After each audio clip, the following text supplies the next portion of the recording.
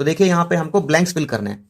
तो पहले पार्ट में दिया गया है a quadrilateral with all sides and all angles equal is a blank space.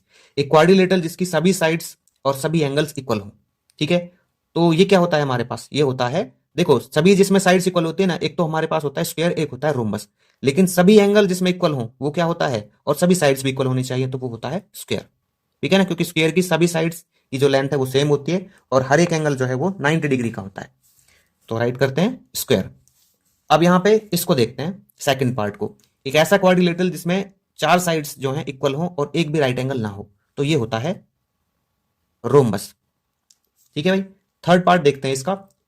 ऐसा एक क्वाड्रिलेटरल जिसमें एग्जैक्टली टू साइड्स पैरेलल हो, तो ये होता है ट्रेपीजियम। ट्रेपीजियम में बस दो ही साइड क्या होती हैं, पैरेलल होती हैं। ठीक है ना, एक पेयर पैरेलल होता है उसका। इसके फोर्थ पार्ट में देखते हैं, तो यहां पे हमको दिया गया है कि जो डायगोनल्स हैं क्वाड्रिलेटरल के वो इक्वल हैं बट परपेंडिकुलर नहीं है। तो ये जो क्वाड्रिलेटरल है ये होगा एक रेक्टेंगल, क्योंकि जो रेक्टेंगल के डायगोनल्स है ना वो इक्वल तो होते हैं बट परपेंडिकुलर नहीं होते हैं, तो इसलिए मैंने यहां पे राइट किया है रेक्टेंगल। फिफ्थ पार्ट को देखिए, ऑल रेक्टेंगल, स्क्वायर्स और रोम्बस ये सारे क्या होते हैं, ये सारे पैरेललोग्राम होते हैं, बट ट्रेपीजियम जो है वो एक पैरेललोग्राम नहीं होता है।